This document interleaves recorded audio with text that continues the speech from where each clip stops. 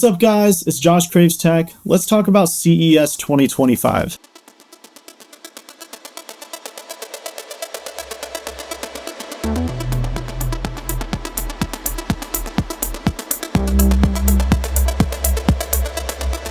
This has been my first time attending anything like this, so to say I was excited is kind of an understatement. I've gotten to meet some of my favorite YouTubers like Jared from Jared's Tech, Alex from Notebook Check, Ben Kaiser, Matt Moniz, Linus, and I got to meet Ned Luke, who voices Michael from GTA 5, and he basically embodies that character in real life. Hey, subscribe to Josh Craves Tech on YouTube, because subscribing is winning. Everything else is bullshit.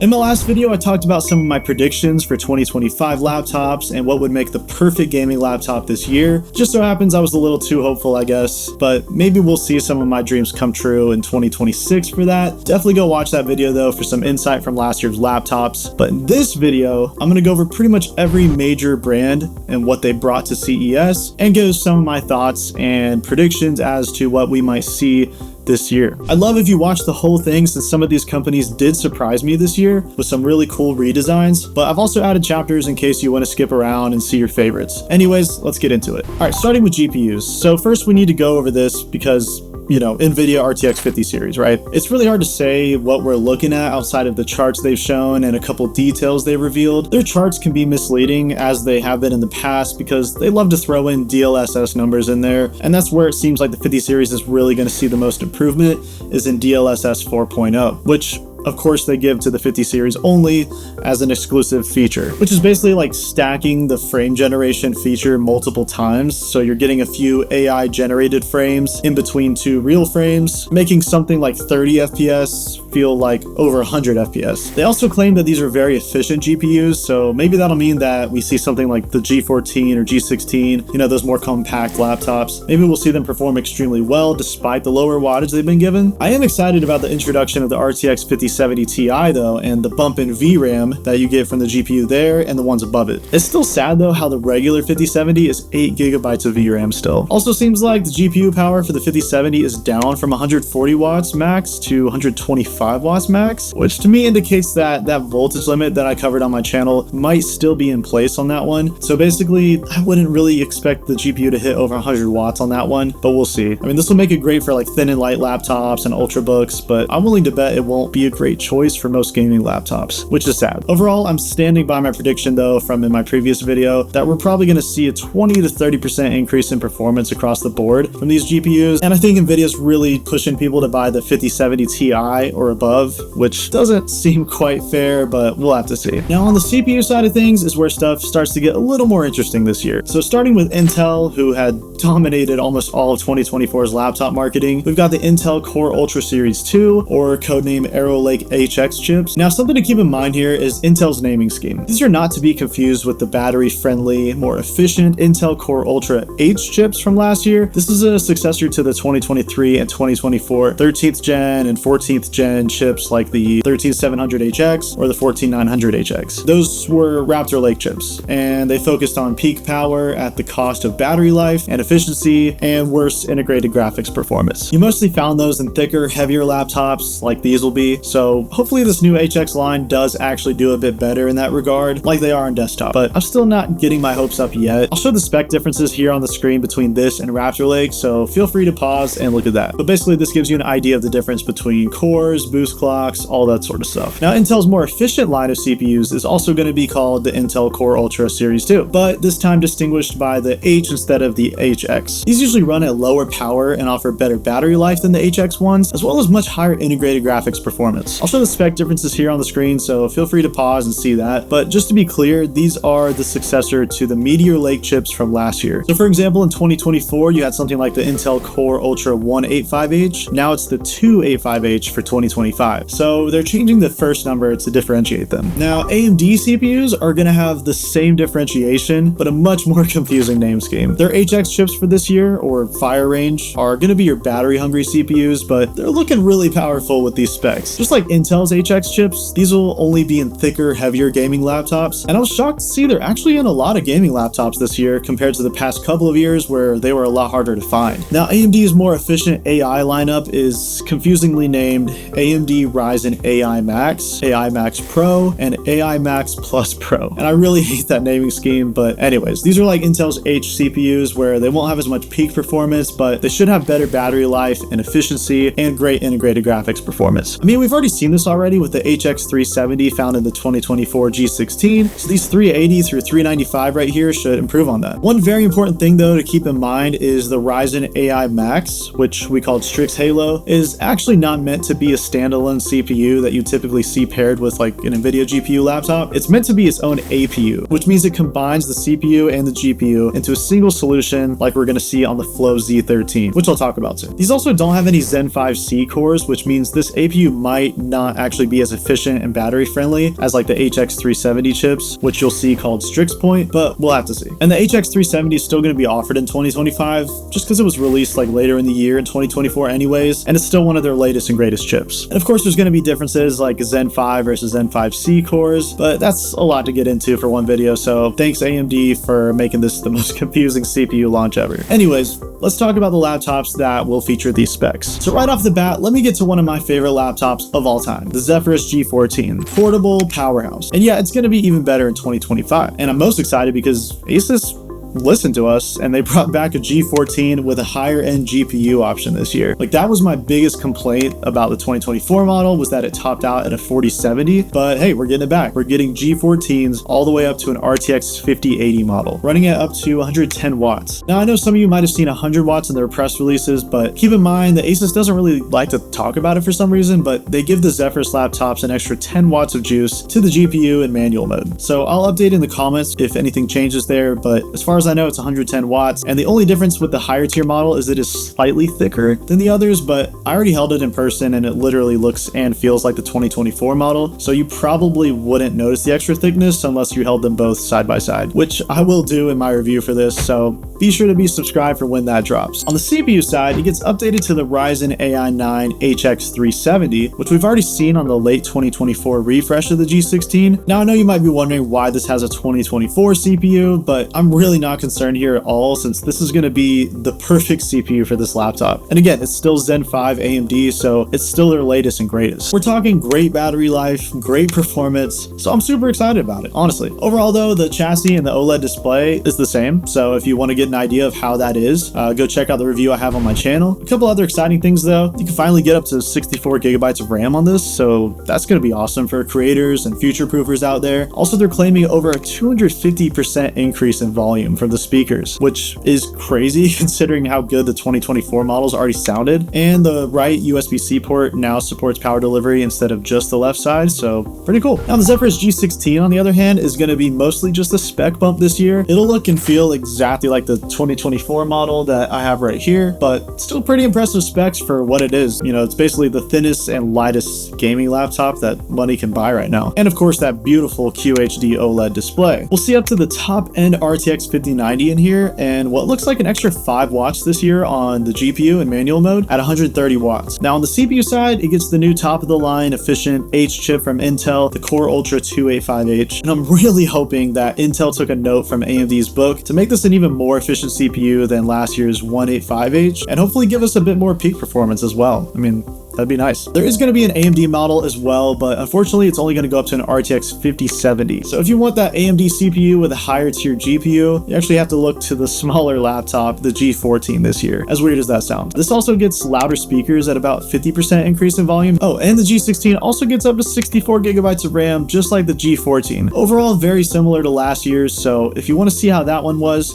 check out the review on my channel. All right, the Scar lineup finally got redesigned this year, which makes me really happy to see. Like, I don't mind the gamer redesign too much, but also it hasn't really ever been my thing. But this year I gotta say I like the light bar that goes around the whole laptop. I think that looks really cool. Same with the anime vision array, and of course, you know, the specs are amazing. You know, both the Scar 16 and 18 get QHD mini LED displays at an eye-watering 1200 nits of brightness, which they say has also been upgraded with a dual ACR layer for reducing reflections and enhancing contrast even further. They also get Intel's new HX RTX chip, a max TGP 5090, up to 64 gigabytes of RAM, and this thing is one of the few gaming laptops with Thunderbolt 5. It's also got upgraded cooling with a huge vapor chamber, massive rear heatsink, 3 fans, and liquid metal on both the CPU and GPU. And lastly, you can get inside without any tools. Just pull this latch and boom, all the goodies on display. Of course, you only get an Intel model for the Scars, which is sad, but I'll get to an AMD one in a second when we talk about the Strix. So the Strix is very similar to the Scar, but basically just slightly lower tier specs and chassis. So in the Intel model, you get the same CPU, but only up to an RTX 5080 instead of 5090. It also has a more subtle lid design, but very similar overall to the Scar. Oh, and it's an IPS display instead of mini LED. The AMD model unfortunately only goes up to an RTX 5070 Ti,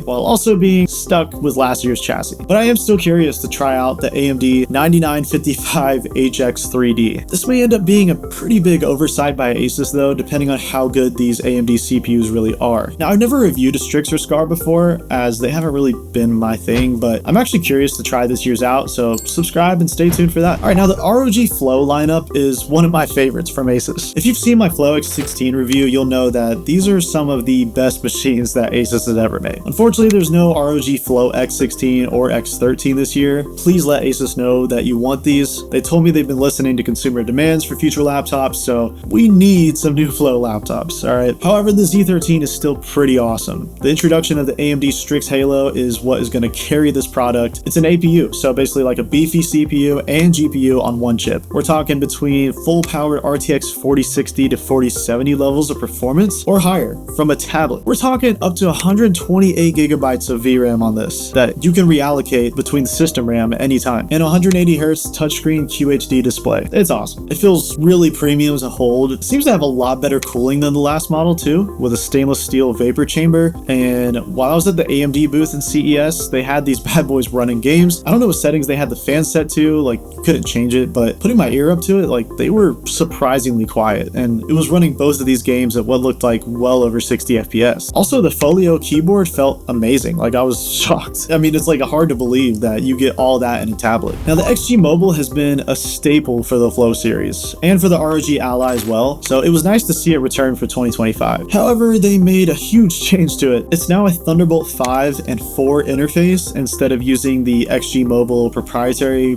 PCIe connection port that they used last time. So this means Asus is really treating this as its own product now, to be used with any laptop out there that's equipped with Thunderbolt 4 or above. It goes up to an RTX 5090, and I'm skeptical how that's going to perform over Thunderbolt, but I'm also excited for the opportunity to see something like a budget level VivoBook or something being able to just absolutely demolish in games just by plugging this bad boy in. Okay, now let's talk about XMG, or commonly found in the US under a different brand called Eluktronics. You can find their same chassis across many third-party brands, but I'm focusing on XMG here because they were super cool at CES and invited me to come check out what they've got cooking. So starting with the XMG Neo 16. It's got this sleek new aluminum chassis that looks pretty similar to what you're about to see from Lenovo in this video, but with a glass trackpad. These are going to have some of the more unique display options this year, with up to a 1600p 300 Hz mini LED display achieving over 1000 nits of brightness. So for all the mini LED lovers out there, this is one to watch with that high refresh rate. These have an awesome cooling design with like really thick heat pipes, and now they have a third fan in combination with a water cooling loop that you can use with these from the XMG Oasis like they have in previous years. They also told me they improved the connector, so it's no longer magnetic, but it's much more secure now and still really easy to hook it up to the laptop. You can get up to 96 gigabytes of DDR5 RAM with a max clock rate of 6400 megatransfers per second, which is dope, and 2 PCIe Gen 5 SSD slots, and Thunderbolt 4 with power delivery up to 140 watts. They also do this cool thing with connecting the CPU mainboard to a separate GPU board on the inside. This basically makes it easier for them to provide more configuration options from the factory and helps them simplify the repair process. I thought this was really forward thinking, and I appreciate how customizable you can get with their CPU and GPU configurations because of stuff like this. I almost forgot the 420 watt power supply, the most I've ever seen for a laptop, but it uses SiC technology, so it's basically the same size as the previous 330 watt supply. They also had this insane 18-inch laptop called the Schenker Key 18, essentially a desktop replacement with 4 swappable RAM slots,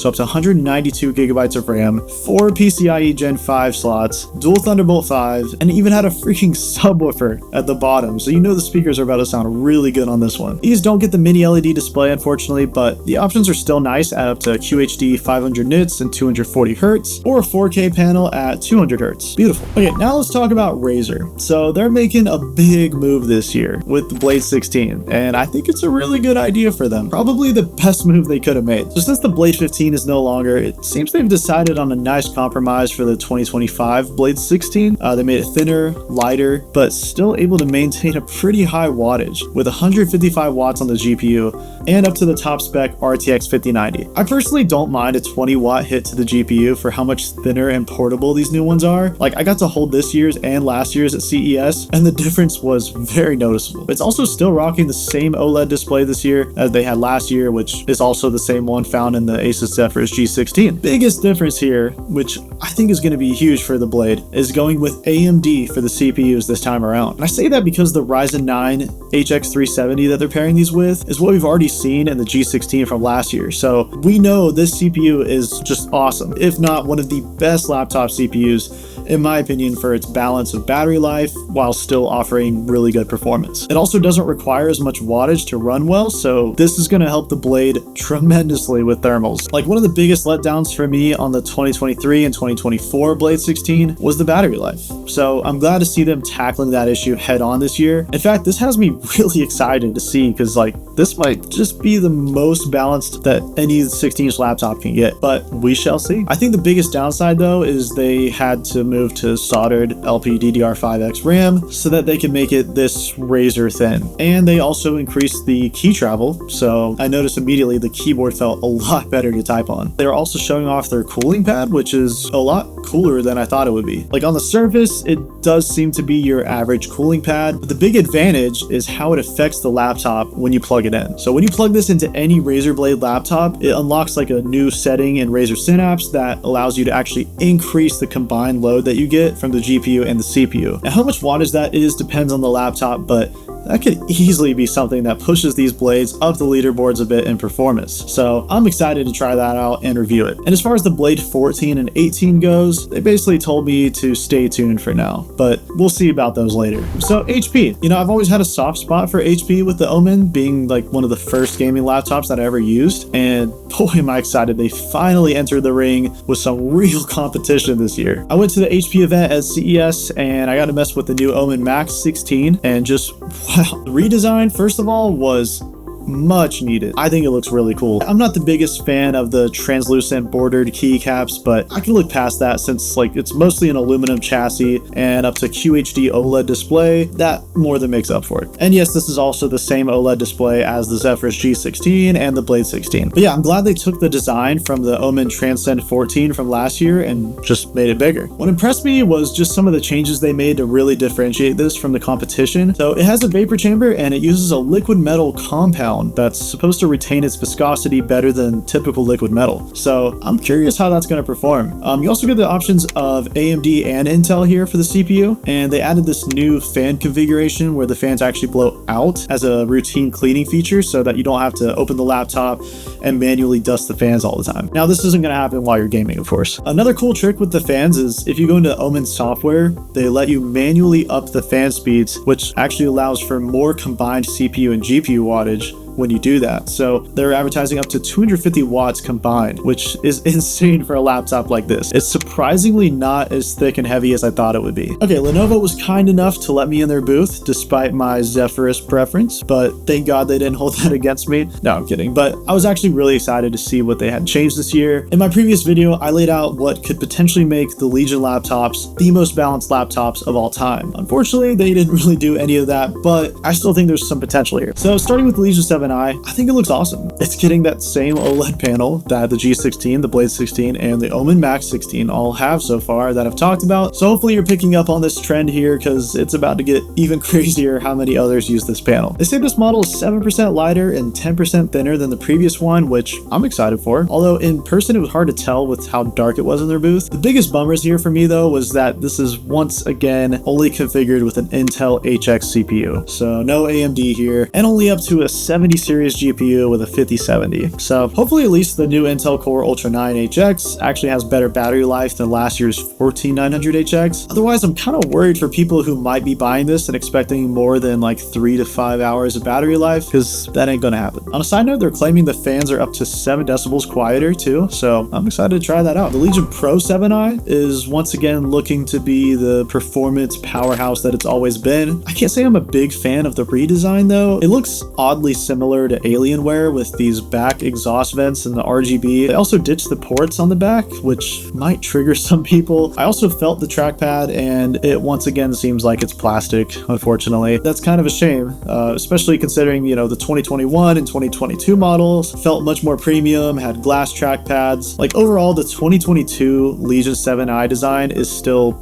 peak, and they really should consider going back to that look and feel. But anyways, up to RTX 5090 here, and Intel HX CPU, Thunderbolt 4, and again, same OLED display as the other top dog. The Pro 5i is very similar, but it just comes with a slightly lower refresh rate OLED display at 165 Hz. It's a half a pound lighter, and it maxes out at a 5070 Ti, but it does get an optional AMD configuration with the 9955 HX CPU, while the Pro 7i sadly does not. But I have a feeling that might come down later in the line. All right, so now Acer, MSI, Dell, Alienware, Gigabyte. So I didn't really get to see these brands in person, but I've done a lot of research on them. I've took a lot of notes, so I think I can at least go over the main ones here. And who knows, I might get one of these for review later in the year. Starting with Alienware. So still no mini LED or OLED display options from Alienware this year, which is just the weirdest and like worst decision ever on their part. And it also looks like they discontinued the X series laptops. I was rooting for Alienware to improve in 2025, you know, maybe take this guy right here and refine it a bit more, you know, put an OLED panel in there, you know, maybe keep the X series as a separate line, make it even thinner, more compact so you could differentiate the two. But I don't know. After seeing the announcements, this just seems to be another step backwards for them. I want to be optimistic about their products, but they're making it really hard this year. The M16 seems to have a slight redesign, but still looks largely the same, with the most noticeable improvement being this neat gradient effect on the light bar now, and the clear Gorilla Glass panel underneath that lets you see the fans in action. You also get 240 watts of combined load on the 16-inch and 280 watts of combined load on the 18-inch, which is pretty crazy actually. So performance will be great for sure, with up to a 5090 and Intel's HX chips. I'd say the highlight though is just Alienware bringing back the Area 51 brand,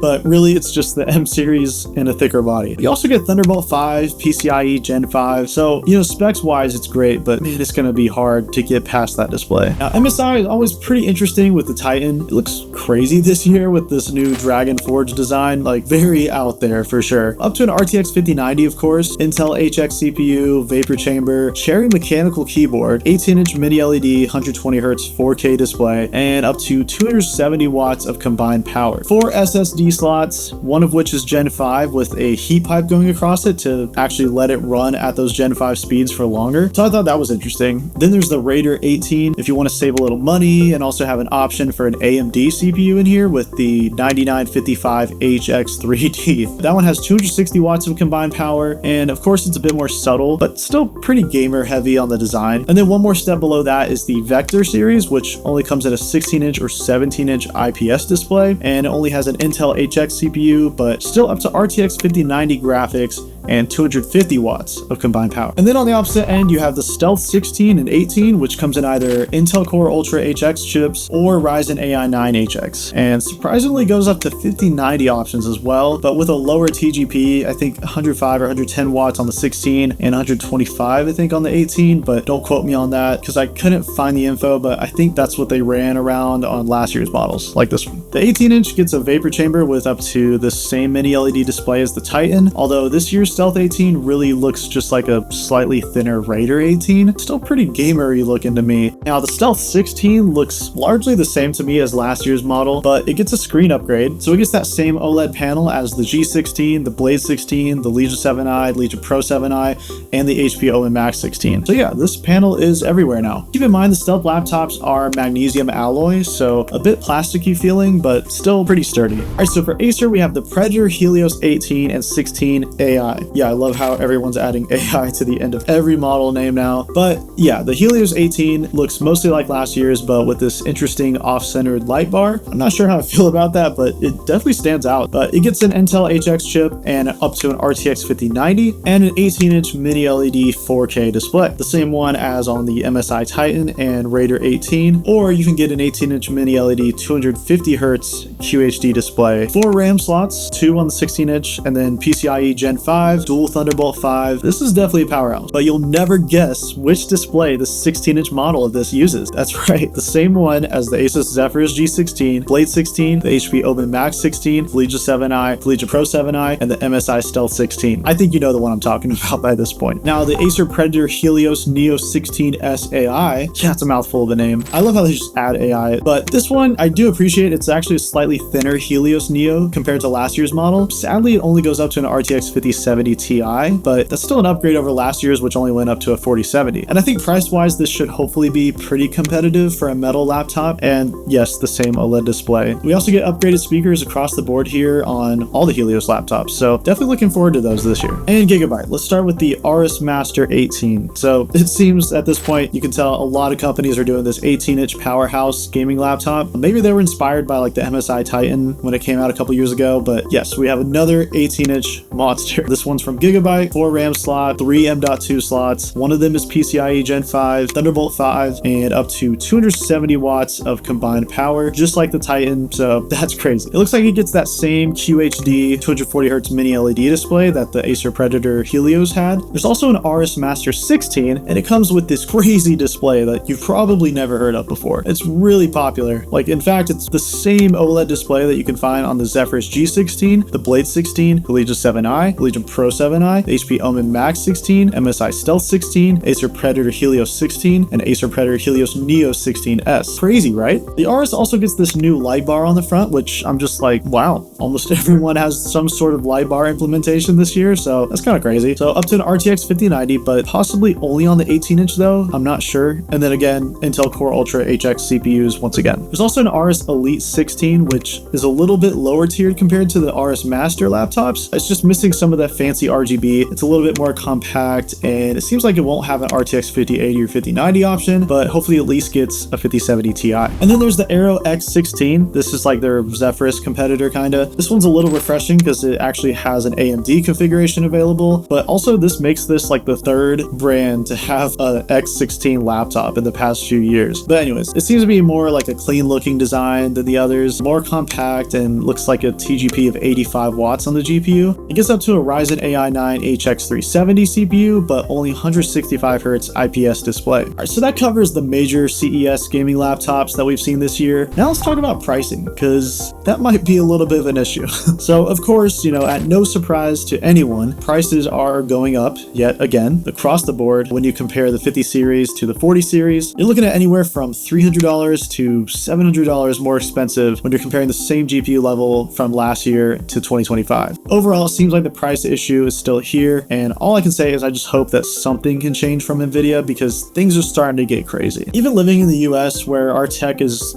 generally cheaper than the rest of the world, these top-end configurations and even the mid-tier options are already starting to make my wallet sweat and get nervous. Like, it's crazy. Okay, so my thoughts overall on all of this. Obviously, I had a blast getting to see all the laptops this year. Biggest bummer, I would say, is how Nvidia forced all the brands to have their laptops like extremely locked down. All they could do is play this little promo screen and everything else was locked. Like pressing any keys, touching the trackpad, nothing could get you out of that screen. So there was no way to really demo any of this, or like look at the built-in softwares, or look at NVIDIA control panel, or any of that. So it was really about getting to see them and hold them and just cherish their presence. The only one that was really open to be played was the Flow Z13 with the Strix Halo, which ran buttery smooth. Although I didn't really test my boundaries and like go too crazy because the AMD team was watching kind of closely. But yeah, I'm excited for all the new AMD CPUs that are coming to a lot of laptops this year. That's a good contrast compared to how it was really Intel dominated last year. Although I do think AMD is missing from some key laptops right now, like the Legion Pro 7i, but I think that might come later in the year. I like seeing a lot of redesigns happening like across the board this year, and even though I'm not a big fan of 18-inch laptops, really, this seemed to be like the biggest year I've seen for those in a while. Same with the displays. We're at a point where mini LED and OLED is like becoming the norm. That is like dominating the majority of 16-inch gaming laptops, and yeah, you don't have to be married to one brand anymore just to get that nice display option. In fact, they almost all have the exact same OLED panel from Samsung that I've mentioned throughout this video. So I'm really excited to finally not be able to knock points off of manufacturers for putting subpar displays in their high performance laptops, except for Alienware. They're definitely still on my naughty list. My biggest hope is that these NVIDIA GPUs, even if they don't show too much improvement in power, I just hope that they're at least very efficient. And the same goes for the Intel CPUs. I just think that's where things really need to move for a while. So like, you know, your battery doesn't die in 2 hours and your fans don't just ramp up when you move your mouse, you know? Anyways, I'd love to hear your thoughts on all of this. What were some of your favorites that I showed here? You know, did any of these miss the mark entirely to you? Did they get it perfect? You know, which laptop piqued your interest the most? Let me know in the comments below, and make sure to subscribe and all that so you don't miss out when I start reviewing all these guys. Anyways, I'll see you all in the next one, and we'll finish off with Michael here from GTA 5 explaining his favorite gaming laptop.